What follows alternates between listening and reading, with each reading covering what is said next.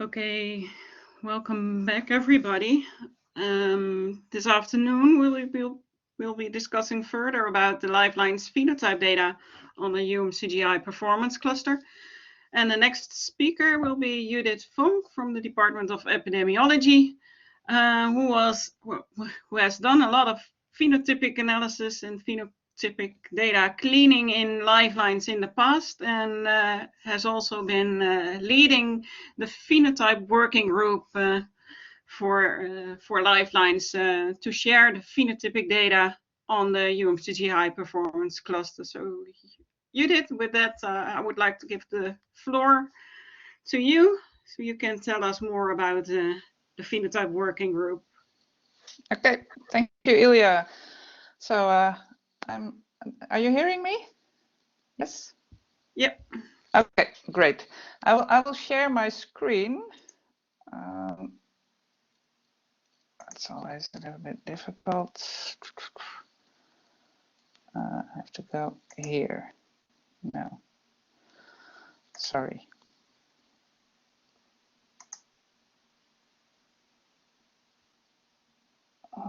This one. It's changed a little bit.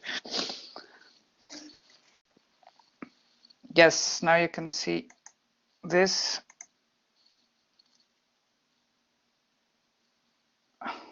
Sorry, something is wrong because now I cannot do anything.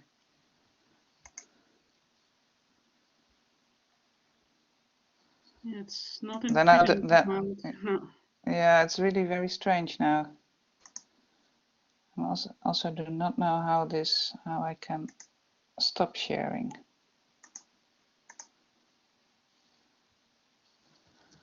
Can I work with this one? No, sorry. I think I have to go out here. My entire computer is stuck now. Sorry.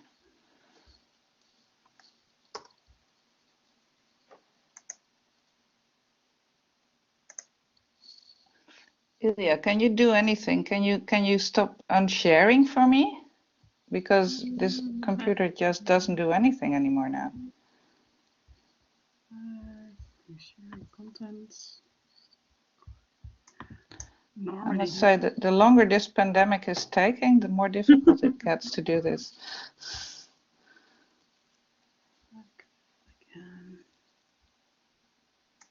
I can only. No, I can't see. Stop sharing. Because if I go out now, then probably it will just remains. Yeah. Damn.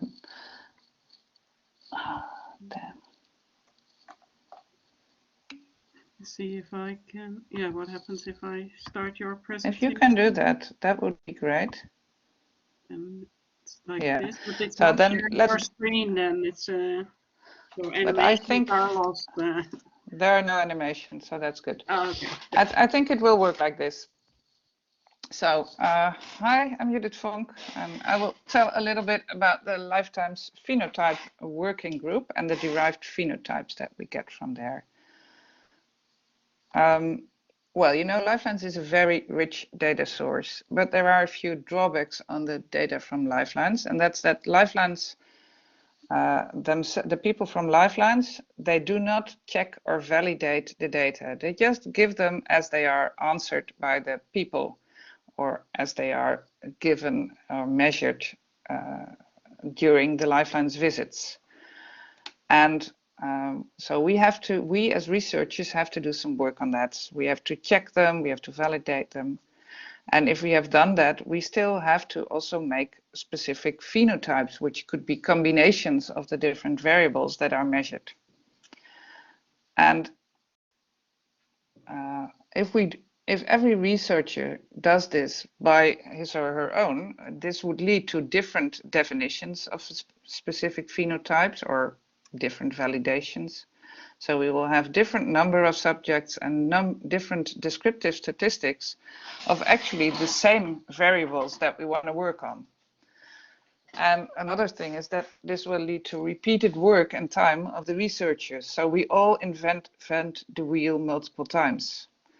So wouldn't it be great if we do some central thing in this? And that's why we had the UGLI Lifelines phenotyping working group. And the aim of that was to provide valid lifelines phenotypes with clear documentation that could be used by every researcher. Well, I'm the chair, coordinator of this group, and the members of this group are actually all researchers who want to provide their phenotypes. And I'll give you some examples of what we actually have done and what this actually means. As I said, Lifelines data files are not validated. And here I give you one question from the questionnaire. It's in Dutch, but it says, have you ever had asthma?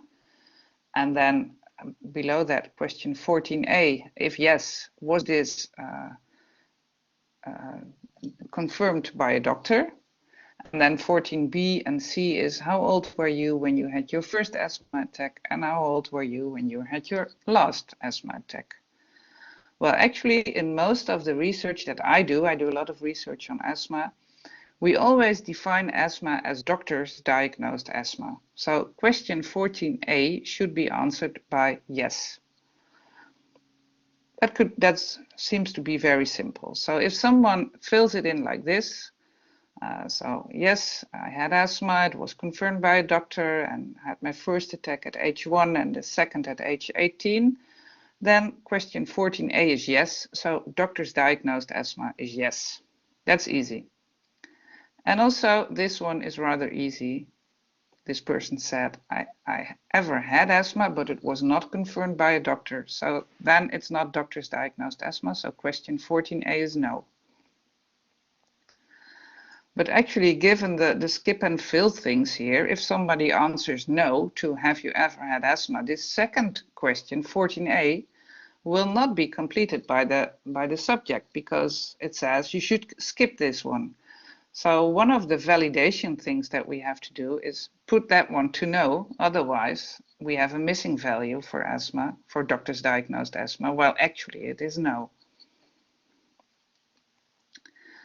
And here we have a more difficult situation, and this is actually a situation that happens quite often, well, in a very few percent, but in life, given the large number of people in Lifelines, we still see a lot of people who filled it in like this, like, did you ever had asthma? No. Was this confirmed by a doctor? Yes. I would say, yes, it was confirmed by a doctor that I didn't have asthma. So people fill this in their own way. If I only look at question 14a, I would put this person as someone who has doctors diagnosed asthma. So it's very tricky if you work like this. And it could even be more difficult. What if somebody filled it in like this? I would actually see it a little bit different in this case. Then I would say, yes, this person had asthma, and it was confirmed by a doctor, and the ages of the asthma attacks were given there. So there are lots of choices that you can make as a researcher in this. So there are possible options. You can recode yes to no, or you can recode it to missing. You can recode no to yes. And in UGLI, for all these validation steps and for all the different variables that we looked at, an expert researcher made a decision on what to do. And this decision is documented, and all the script files and validated variables are provided. And they are also provided on the high performance cluster. I will come to that later.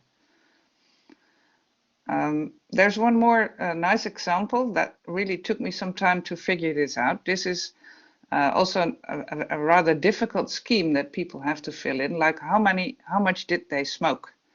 So the first column is the starting age, and then the end age, and the number they smoked per day, and then what type of things they smoked, if it's cigarettes or cigars or pipes. And here you can see that this person smoked from age 18 to 28, 10 cigarettes per day. And then from 28 to 45, 15, etc. And based on this, you can calculate pack years and duration of smoking. But this is actually a very difficult thing for people to fill in because they make a lot of mistakes. Some people do it like this. They say from 18 to 49, I smoked 10.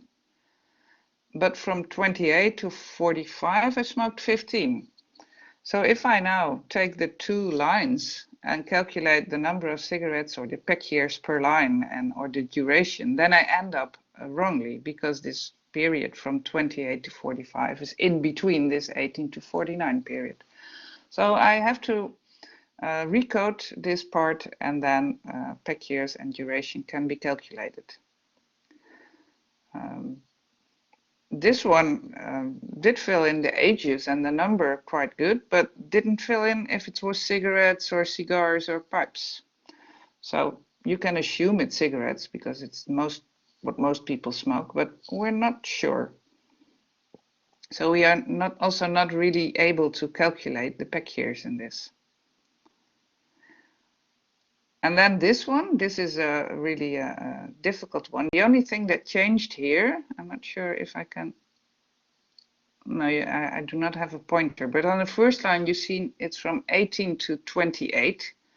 And then at the second line, it starts at 23. Well, there's lots of scanning errors when people have paper and pencil questionnaires. So the 28 is probably a scanning error and should have been 23. Or maybe the 23 was a scanning error and should have been 28, I don't know. But we can recode that and we can do specific rules. We can give specific rules in this, and then we can still make this right. So you can see that this the data that you get from Lifelines contains many of these kinds of things, and you should really think about this if you start working on phenotypes or on your own phenotypes that are not yet given by the UGLI Phenotype Consortium.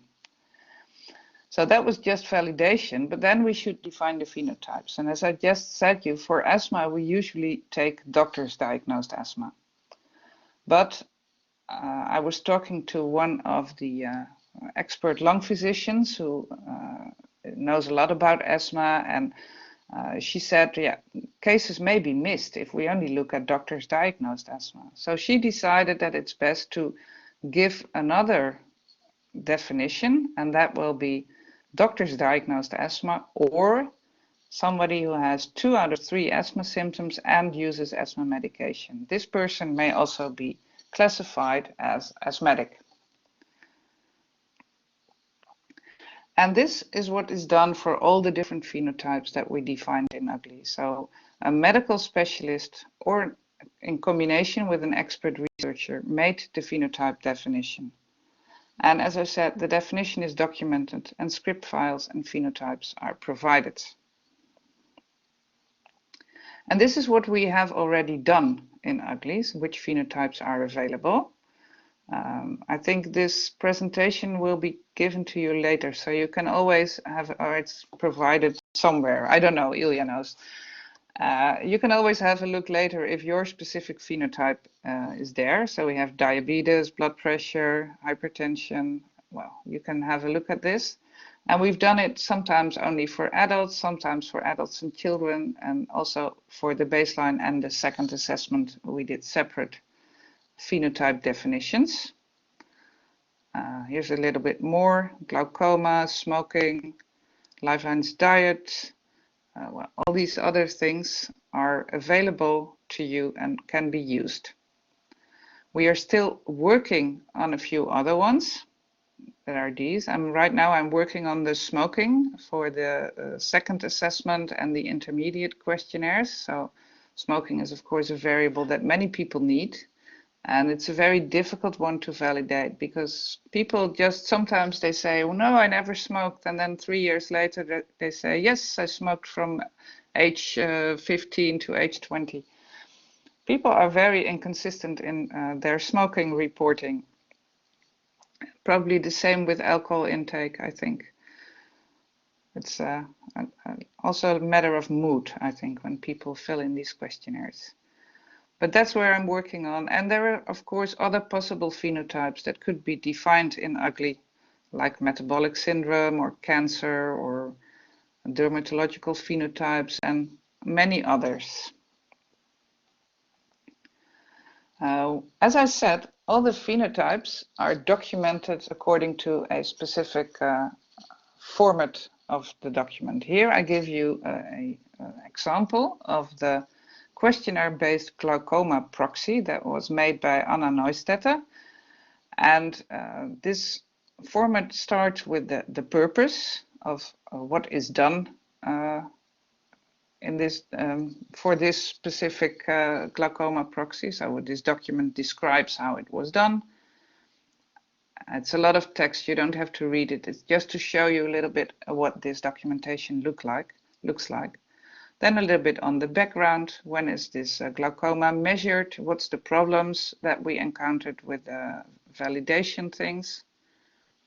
Then what you need to do this, what we actually needed to make it, because we already provide the end result, but we also provide the script file, and you can see that below. That was the script file used to validate the glaucoma phenotype and the different questionnaires that are used and the different databases that are used. Then the whole process of phenotype validation and definition is described in this documentation. Well, I just go over it rather quickly. You see, we need data from specific ages. We need these variables. And then there's some recoding has been done. And you see all the different rules that a person has applied to come to this specific phenotype.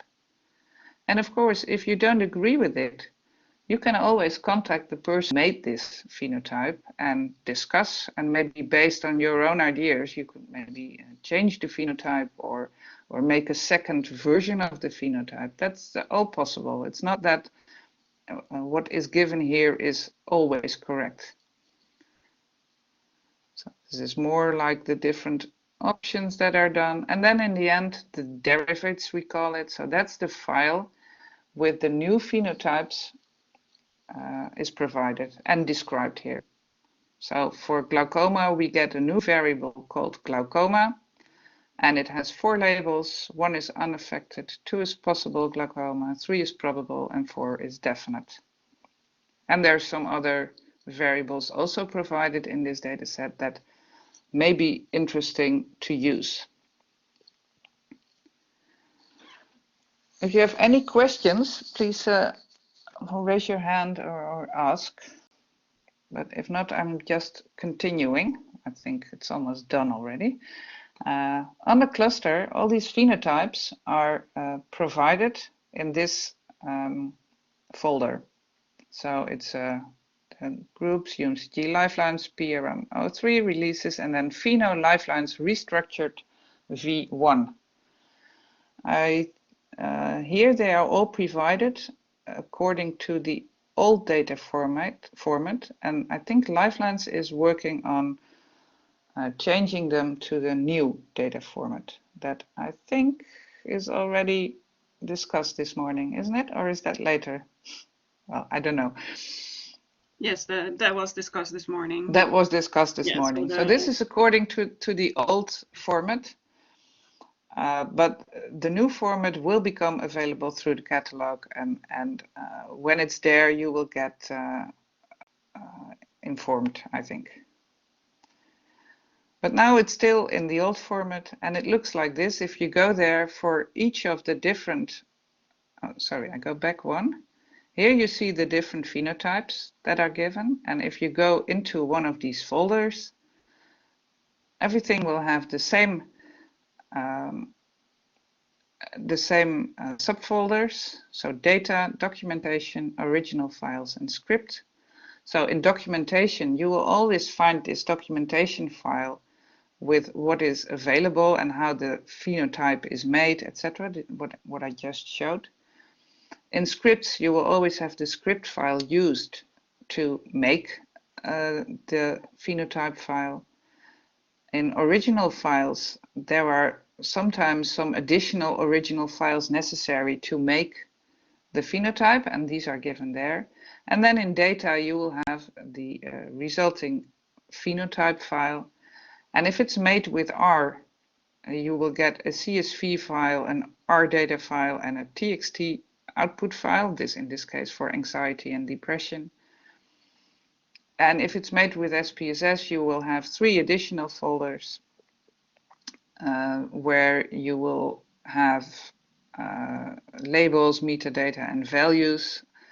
And in values, you will have the zeros and the ones, and in labels, you will have like no glaucoma, yes glaucoma. There, the labels are given.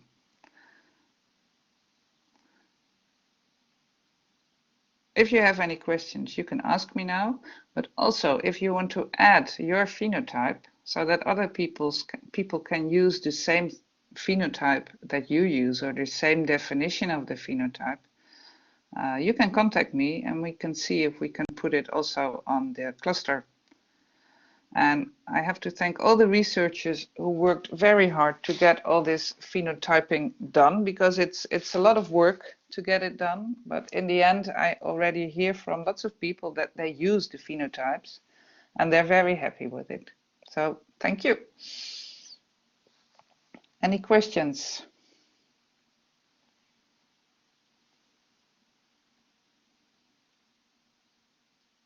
No questions? Was it all clear? Well then, Ilya, I think that's it then. Okay, thank you, Judith, for this clear talk. And then, yeah, I will go on with the next presentation on phenotypic data analysis. Okay, so can you do that? Yes, you can. Okay, yeah, I can. Great, thanks. Good luck. Thanks.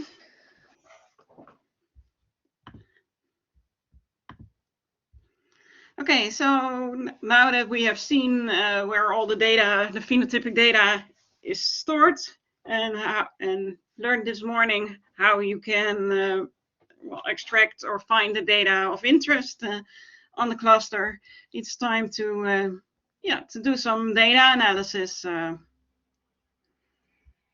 So how can that be done? Well, this is already explained before where the Lifelines phenotypic data is. So I'll skip over this. So one of the folders was the Phenotype Lifelines restructured folder.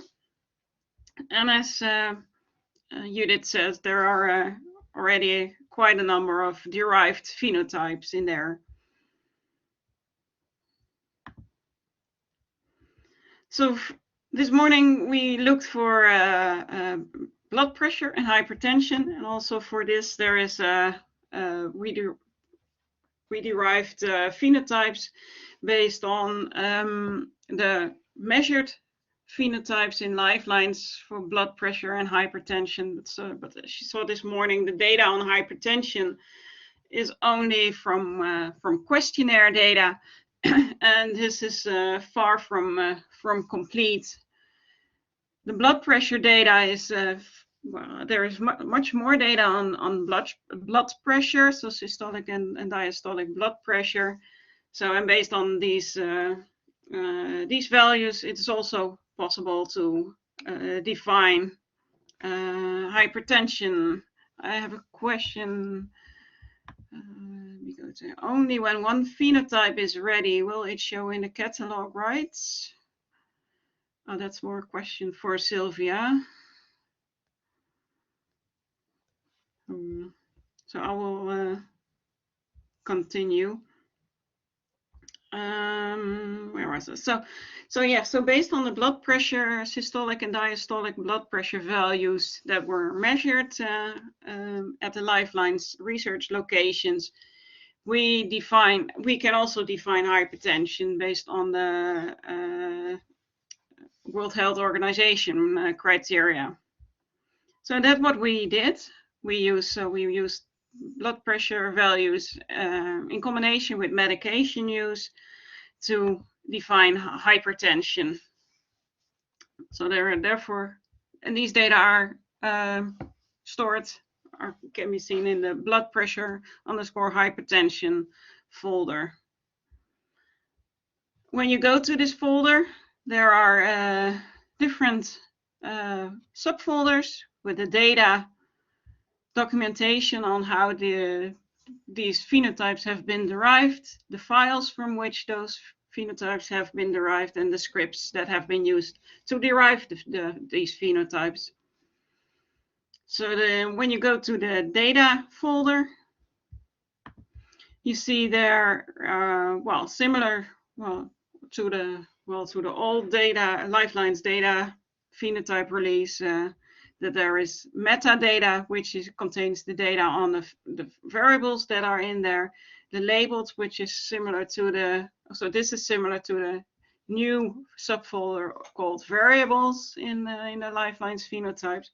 The labels is similar to the enumerations, and the values is similar to the new results.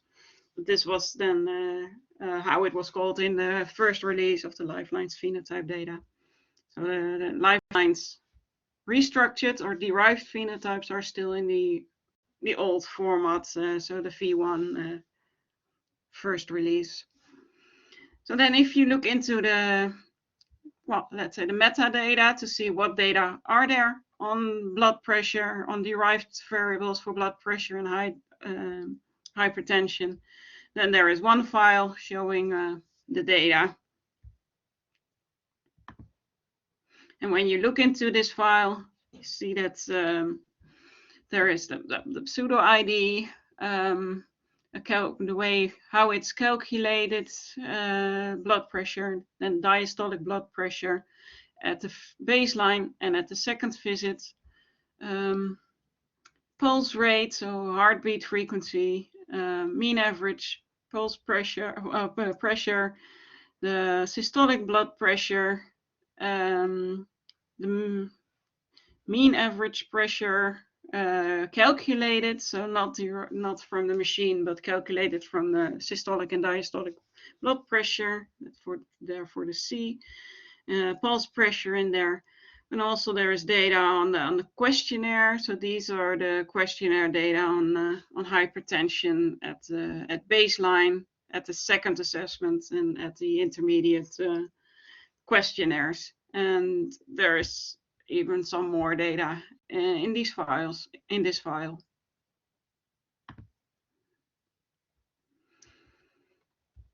So the first step when, as I mentioned this morning, SPSS is not available. There is no version of SPSS for Unix. So for data analysis on the UMCG high performance cluster, you will be needing R. And well, the first step is to read in data. And the standard way to read in data is read table, but this is for large files. It's not efficient. It's very slow procedure, and people have developed a package addition that you can add to R, and that package is called data table. And there is this function fread that you can use for reading in the data, and that's much more much quicker and much more efficient. As I said, this is an extra package that's not available in R itself. You have to install this package, and the usual default directory in which this package would be installed would be the home directory. But as mentioned, this home directory is very small, 2 gigabytes. And if you want to install a lot of packages, then this will not suffice. So therefore, you have to create a directory with the R packages for installing R packages in your project folder on the temp1 directory. How is this done? You can install the packages within R. So if you open R, then you can give in the command install packages and then the package name. So in this case, that would be data table. And you can tell it where the directory where to install the packages. So this can be done. And also when you have, but then also when you want to load such a package, in R you have to install packages, and then you have to load the packages into your workspace. Then also you have to refer to this directory where you have installed it. So alternatively, you can create a file called .renviron in your home folder and put this line of text in there with your with your project in there, and the path to your folder where you want to install your R packages.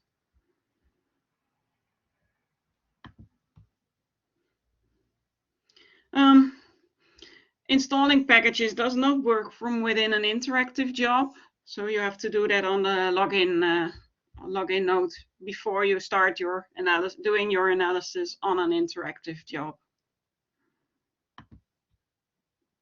And an interactive job is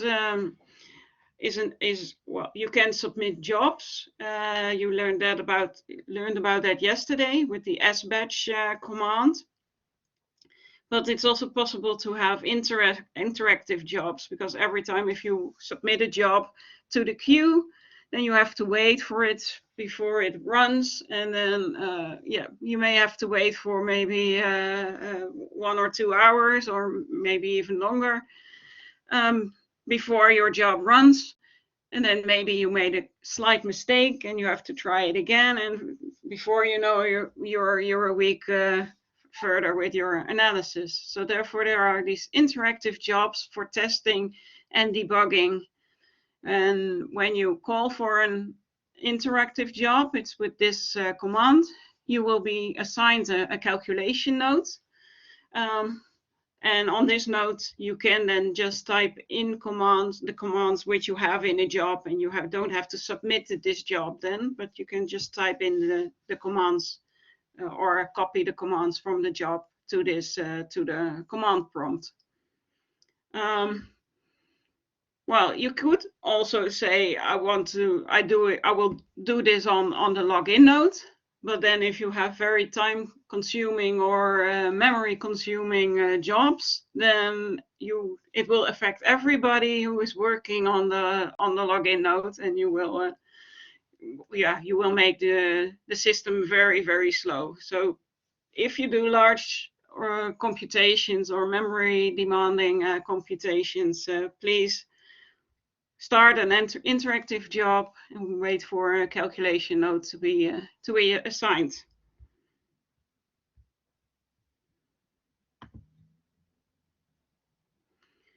Then once you have started an interactive job, so you have been assigned a calculation node, then you load the R module using the module load R and then the version number. So now it's the most current is 4.0.3, if I'm correct. So you first have to load it into your workspace. Then you open R, and you can then type R and then -- vanilla. I use this option most of the time because it then gives you a clean environment. It will not load anything from a previous session, and it will also not save anything for a next time. Then within R, you have to load the packages. So for instance, this is data table for fast reading in data files with the library commands. And with the library,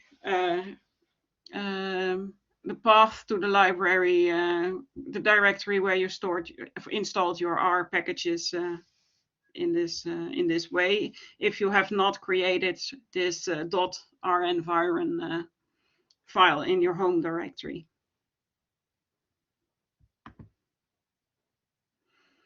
Then it's like this. So you read in the data, you specify where the data can be found. You specify what delimiter it is. So for lifelines, the delimiter usually is the comma, because they store the data as comma separated files. Then if you did this command, executed this command, then your data will be read into a data frame called data1. And this is just a table, just like in SPSS. So if you would type in view data1, then you would get a data frame, just like in SPSS. See the data.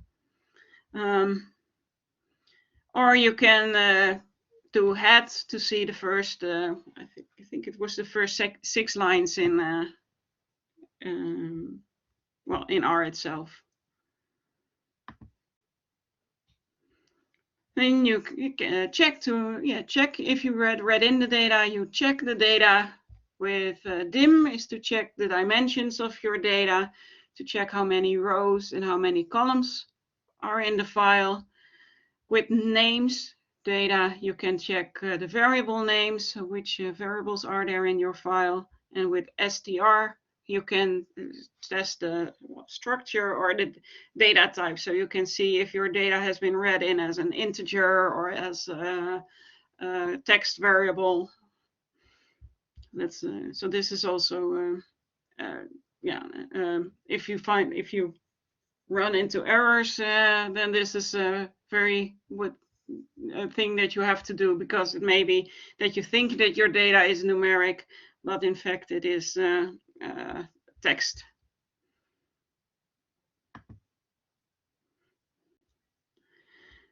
Then the data from Phenotype Lifelines, they are usually in long formats, meaning that for each individual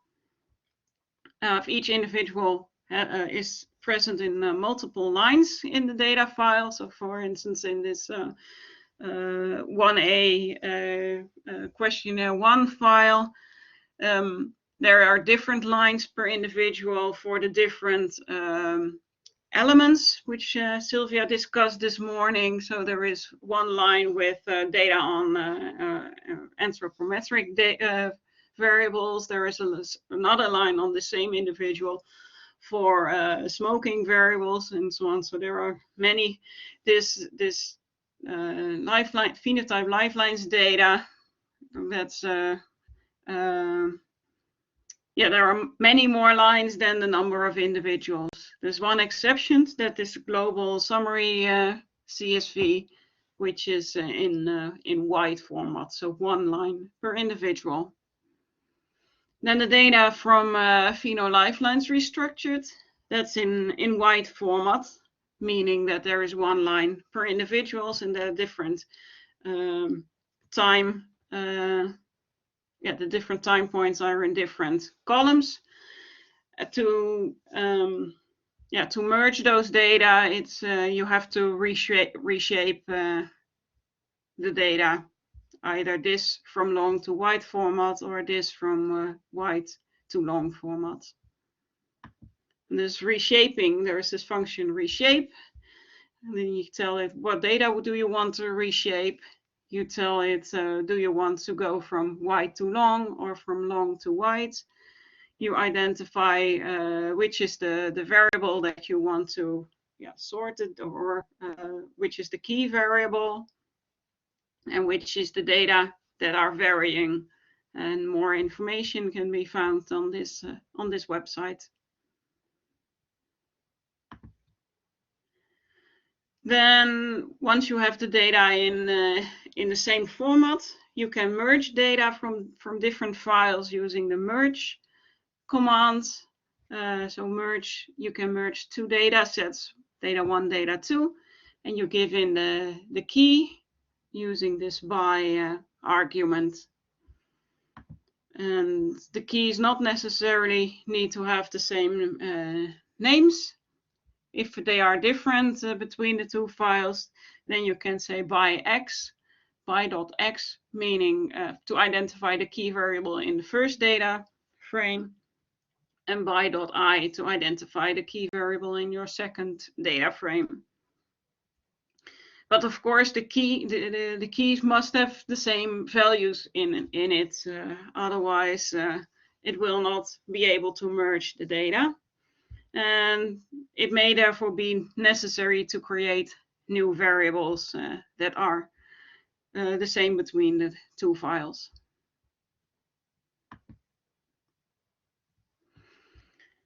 So now that once you have the data ready for analysis, the first thing that you could do or want to do is to have a look at the data, to have descriptives of your data. And if you have categorical data, you can do this with the table for counts. If you have more than two variables, you can extend this by data 1, data 2, and it will make multidimensional tables.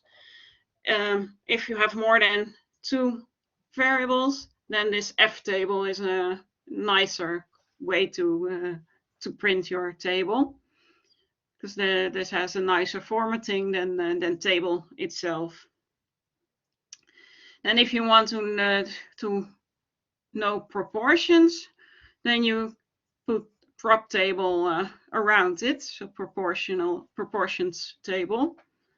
So you say prop.table of the table, and then you can specify margins. If you don't specify margins, then the sum of the proportions in the whole table will sum up to 1. But if you specify margins, so for instance, margin is 1, then the proportions will be calculated per row. So every row will count up to 1. Or if margin is 2, then every column will sum up to 1.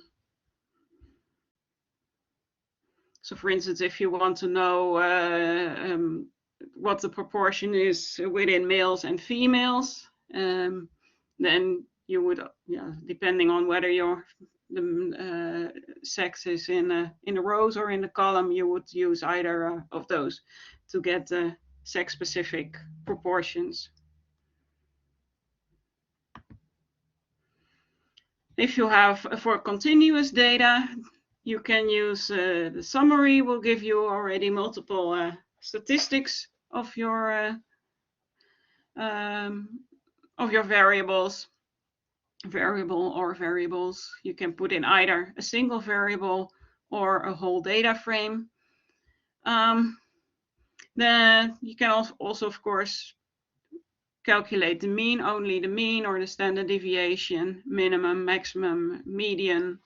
Well, one thing about this is that it treats if there is missing data in a variable, then if you don't specify this na.rm, so it means remove missing data, is true.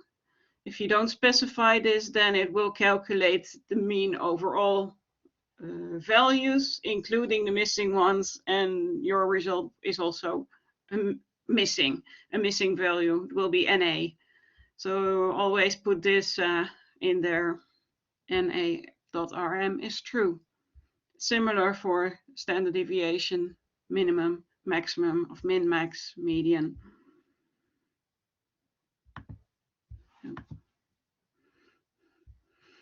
Then there is also a nice function called aggregate, and that will apply functions in stratified subgroups.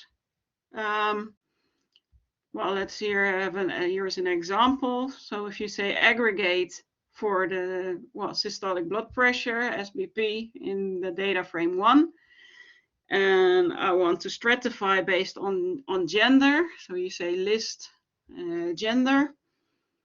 Then you say I want to calculate means, and for the mean I have this extra argument. I need this extra argument for removing the missing values. If you do this, then it will calculate the mean systolic blood pressure for males and females separately. This is also a nice function for calculating descriptive statistics in R. Then about plots in R. So usually if you create if you have a Windows version or a Mac version of R, then it will create, and you use RStudio, or even if you use R, you will get a plot within your program, within your a separate plot window. But in Unix, this is not the case. It will create a PDF. By default, this PDF is called rplots.pdf. It is of course possible to save it to another file, a PDF file with another name. Then you do it with, then you have to call this PDF and then plot name before you start making the plot. Or you can also create it in a different format, for instance, TIFF format, and you do then TIFF and the name of the file with the TIFF extension.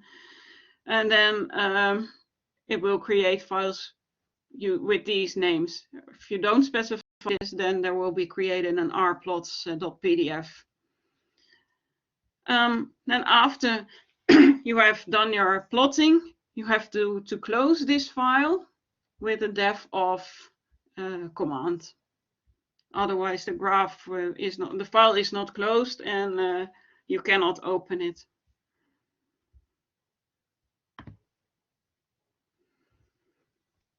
Then after some descriptive analysis, you can do univariable analysis in R with either a chi-square test or a Fisher's test, or a t-test or a Wilcox test. So this is for categorical data. This is for comparing groups for two groups for continuous data, or you can do core for the correlation between two continuous variables.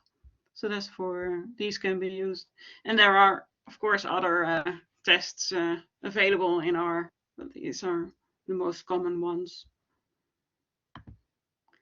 And if you want to do multivariable analysis in R, you can do a linear regression with the LM function. You tell it LM, and then between the brackets you give in a formula format saying y. This is your dependent variable, and then this tilde, and then specify your independent variables and your covariates, and these are separated with plus signs. So this is if you have multiple independent variables, then it would be x1 plus x2 plus x3 and so on. So this is for linear regression. You have of course to check if your outcome is well, normally distributed, or at least if your residuals are normally distributed, and if your the relation between your outcome and your independent variable is linear. So you have to check the assumptions of linear regression, and this can be done with if you run this and assign it to a variable and do, let's say, m, and then say plot m, then you can check some graphs for the assumption checks. If you have logistic regression, well, the formula is similar, is the same. So outcome variable, independent variables, and maybe covariates. You use then the GLM for generalized linear models and specify that the family is binomial. This is stating that your outcome, this B, is a variable with values 0 or 1. If you have repeated measures, for instance, if you want, then you can use mixed models. Then you have to install the LME4 package, and within this package there is the function called LMER. And here the formula is again similar. The only thing is that you have to specify your random variable like this. So here you specify that the data in your data frame are dependent based on this R. So R could be your individual identifier, so the pseudo ID in Lifelines. So that's it for R. So all of these commands, or most of these commands, you will find back in the exercises of the afternoon practical session. So are there any questions?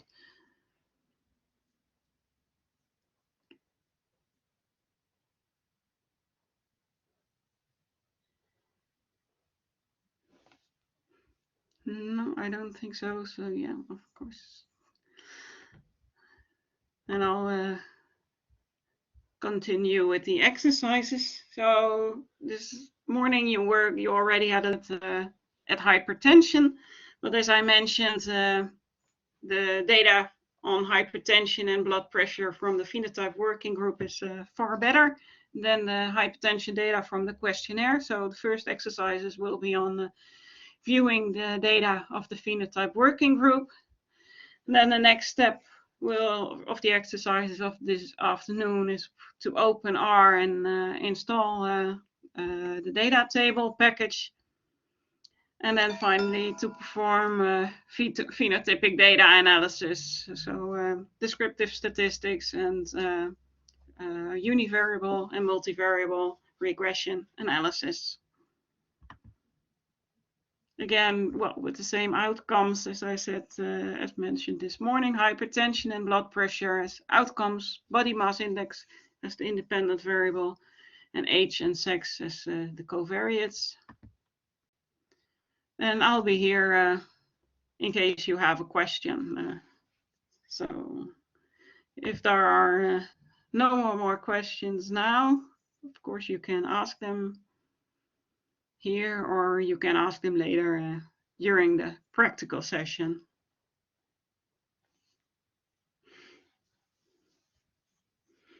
So good luck with the exercises.